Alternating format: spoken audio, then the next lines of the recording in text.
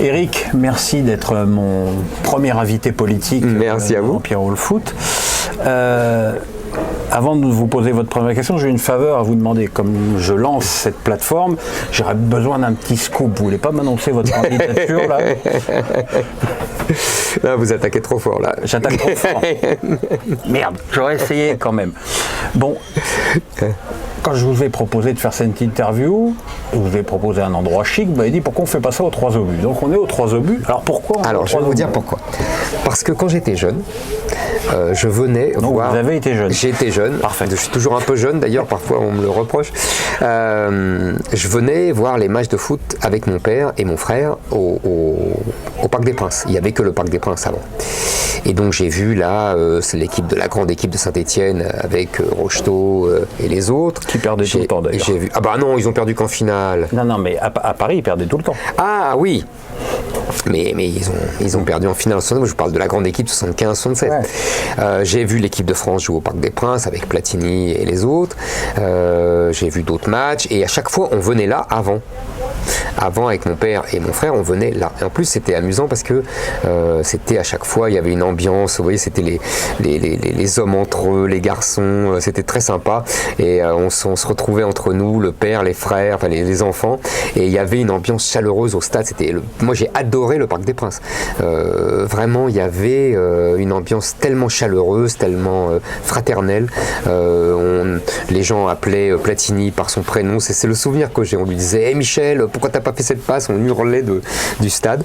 Et j'avoue que j'ai la nostalgie de cette ambiance au Parc des Princes que j'ai connue jadis. Avant, je fais un avant 98, un après 98. Je pense que le foot est devenu, après 98, le monde des happy few. Avant, c'était vraiment les classes populaires qui allaient au foot. D'ailleurs, c'était honteux d'aimer le foot. Moi, je me souviens quand j'étais un peu plus vieux à Sciences Po étudiant, ça ne se faisait pas de dire qu'on aimait le football. Et ça faisait plouc, ça faisait vraiment dans la bourgeoisie, on n'aimait pas le foot. Et après 98, c'est devenu une espèce de tendance, ouais, etc. Vous allez de temps en temps au Parc des Princes? J'y suis allé il n'y a pas longtemps pour voir Manchester PSG, un beau match d'ailleurs. Ouais. Le PSG a très bien joué. Et d'ailleurs Manchester était bon aussi. C'était un très beau match. Oui, j'y vais de temps en temps. Je suis allé aussi au Stade de France pour voir l'équipe de France. J'ai vu la Coupe du Monde 98. J'ai vu aussi le Championnat d'Europe 2016. J'ai vu la finale.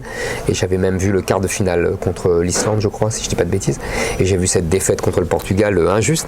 Non, je vais encore au stade. J'y vais beaucoup moins qu'avant, mais j'y vais encore. Alors justement, le jour de ce match contre City, il y a eu une vidéo où vous levez de joie sur le but de Gueye. Ça a pu faire sourire. Mais je ne comprends pas tellement pourquoi. D'ailleurs, je me lève de joie avant même qu'il marque. Parce que j'ai compris, mais vous êtes comme moi, quand vous voyez une action bien menée, on sait quand il y a un risque, si j'ose dire, de but. Et donc je m'étais levé bien avant, mais je ne comprends pas pourquoi ça a fait sourire. Je ne suis pas un supporter du Paris Saint-Germain, pour des tas de raisons, on développera si vous voulez, mais quand je vois un beau match et quand je vois un beau but, je me lève et je trouve ça formidable. J'ai pas compris, j'avoue que j'ai pas compris pourquoi on s'était moqué de moi. Enfin bon, j'ai l'habitude qu'on se moque de moi, c'est pas grave, mais... Justement, le PSG appartient aux Qataris depuis 11 ans. Manchester City appartient aux Saoudiens. Newcastle va appartenir à l'Arabie Saoudite. C'est quoi votre réaction? Alors moi j'ai une position. C'est pas parce qu'on est riche qu'on n'a pas le droit d'avoir un club de foot. Certes. Je ne dirais, c'est pas ça mon sujet, et c'est pas ni le Qatar ni l'Arabie Saoudite, même si je vois bien les stratégies d'influence culturelle et donc politique dont se servent ces pays du Golfe à travers le foot. Mais ils ne sont pas les seuls. Il y a aussi des oligarques russes qui achètent des clubs de foot. Il y a aussi des riches d'autres contrées qui achètent des clubs de foot. Et vous avez raison, on peut être riche et s'acheter un club de foot. C'est pas le sujet. Moi, mon sujet, c'est que depuis l'arrêt Bosman, c'est l'argent qui fait les succès dans les matchs de Coupe d'Europe. Alors l'arrêt Bosman, il faut le dire. Alors l'arrêt Bosman, j'explique. Voilà. C'est simple. C'est l'arrêt Bosman. Occupez-vous de tout. Exactement. C'est une double chose en fait. L'arrêt Bosman, c'est un arrêt pour un joueur belge qui voulait quitter son club. Bref, peu importe l'histoire, les conséquences sont plus importantes. C'est un arrêt d'abord de la Cour de justice européenne qui a estimé que au nom du marché européen, au nom des libertés, du travail, etc. Liberté de circulation. Et liberté de circulation et liberté du travail, on ne pouvait pas empêcher un joueur d'aller dans un club, d'un club à l'autre. Et surtout,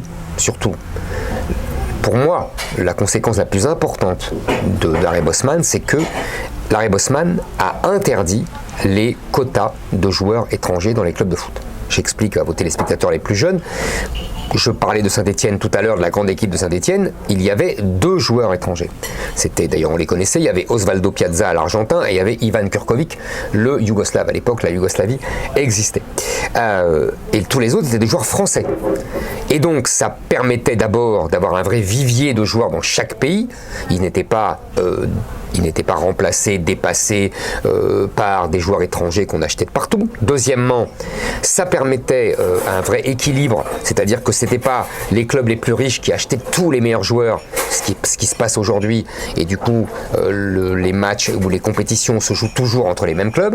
Et troisièmement, ça permettait à des clubs qui avaient un vrai centre de formation efficace de percer.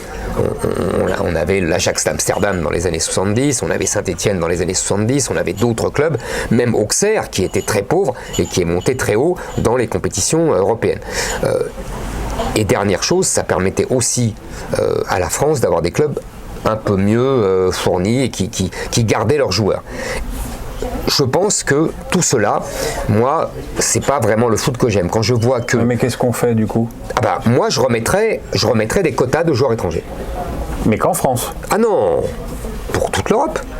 Pour le championnat, tous les championnats. Non, il faut que ça soit équilibré. Bon courage alors. Je sais, parce que je sais que Platini a essayé. C'est pas une lubie que j'ai. J'ai vu que Platini a essayé quand il était président de l'UEFA et qu'il a échoué. Je sais que c'est voué à l'échec. Mais je vous dis ce que j'aime. Vous me demandez qu'est-ce que j'aimerais dans l'idéal. Je ne veux pas être président de l'UEFA, je ne veux pas être président de... Vous voyez, bon. Donc, mais je vous dis... pas être président de l'UEFA. Voilà. Mais dans l'idéal... Moi, je remettrais des quotas de joueurs étrangers parce que ça permettrait un meilleur équilibre et ça ferait que ce ne serait pas l'argent. Là, aujourd'hui, c'est plus il y a d'argent et plus le club a de chances de gagner les compétitions européennes. Je trouve ça injuste et en plus, je vais vous dire, au-delà de la justice et de l'injustice, en vérité, alors les supporters des clubs vont me démentir, mais moi, je trouve que ça empêche une vraie identification au club. Je trouve que... Je suis pas d'accord du tout. Bon voilà, je sais, non mais je comprends. Le Parc des Princes, mais je suis d'accord. C'est plein. Je suis d'accord, c'est peut-être pour moi. Ouais. Vous avez raison. C'est peut-être votre sensibilité. Absolument. Non mais vous avez raison.